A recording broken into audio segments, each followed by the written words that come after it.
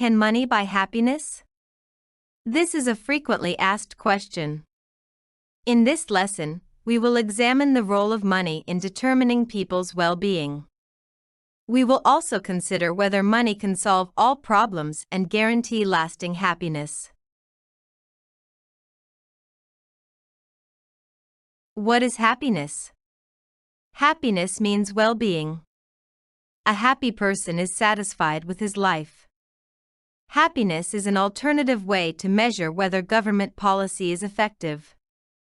There are many factors that make people happy but are not captured by the commonly used gross domestic product, GDP.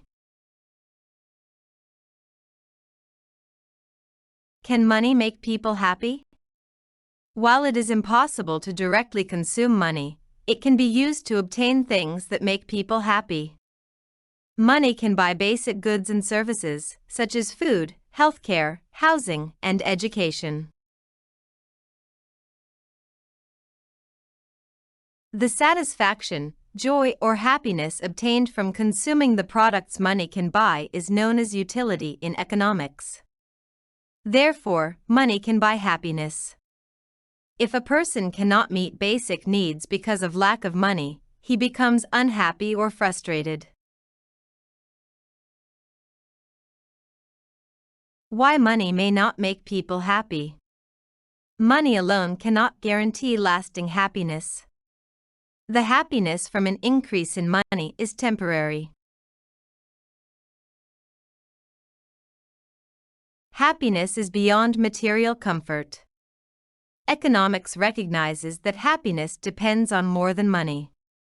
Health, relationships, safety, job satisfaction, work-life balance, and personal freedom are some of the non-monetary factors that can make people happy. That is why an individual might reject a high-paying job that gives no time for leisure or career advancement. If you live, for example, in a place where you are always subjected to discrimination, you will not be happy, no matter the level of material comfort you enjoy.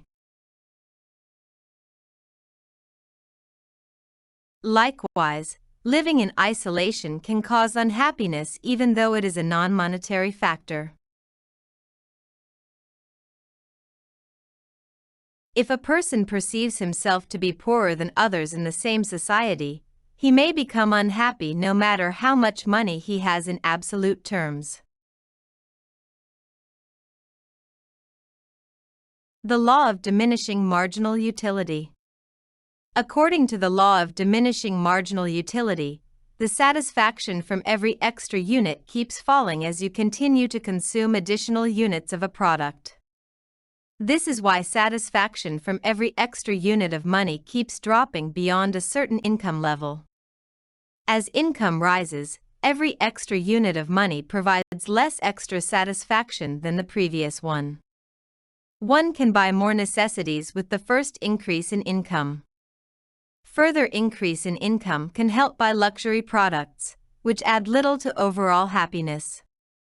For example, making your first $1 million is a milestone achievement that makes you elated and proud. But the euphoria fades when you make the next $1 million, as it does not give the same amount of happiness, joy, or satisfaction as the previous $1 million. Even the government understands the law of diminishing marginal utility. It adopts a progressive tax system in which the tax rate rises as income rises.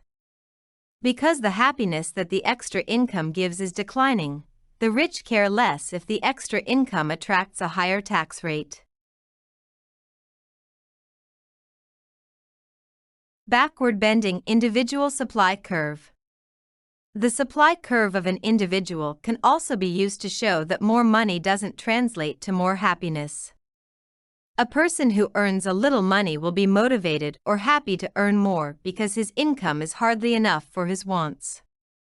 He will sacrifice leisure to work for more hours if the wage rate is raised. He is always delighted by any opportunity to earn more because it increases his purchasing power. However, after a certain level, workers tend to reduce their working hours to enjoy more leisure. Raising the wage rate after that point doesn't make them happier, because they are already financially stable or comfortable. Leisure gives them more happiness than the extra money they will earn by working more hours. There is always a strong relationship between money and happiness if a person is on low income, because more money can bring about a significant improvement in the standard of living.